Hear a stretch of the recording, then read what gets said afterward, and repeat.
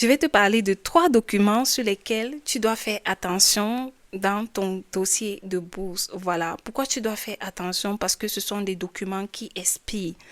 Quand tu veux postuler aux bourses chinoises, il faut présenter un dossier complet et conforme. Voilà. On peut rejeter ton dossier à cause de ces petites erreurs. Quels sont donc ces documents? Il y a la visite médicale, voilà, ton rapport médical.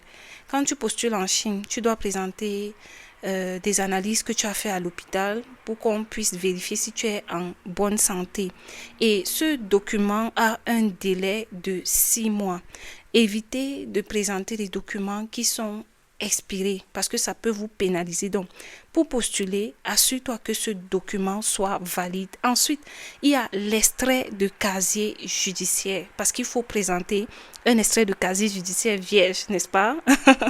Donc voilà, ce document a une validité de 3 mois. Il faut faire attention.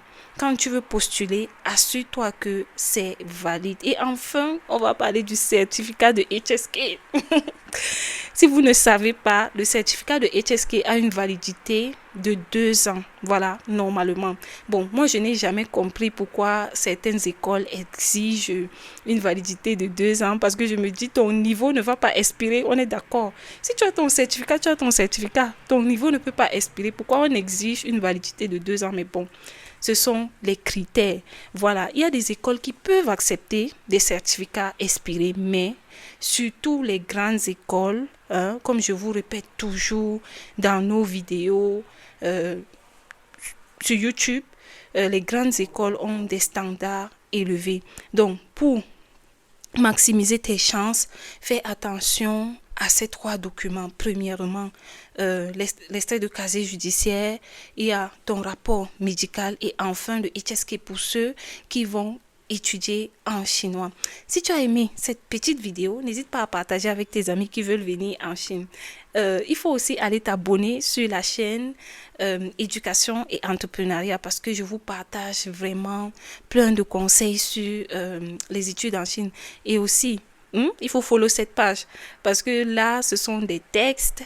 Des fois, je vais faire des sondages. Mais bon, on aura aussi des petites vidéos comme ça où je vous donne, vous voyez, des petits conseils vite fait pour que ça reste vraiment. Je sais que je me répète, mais bon.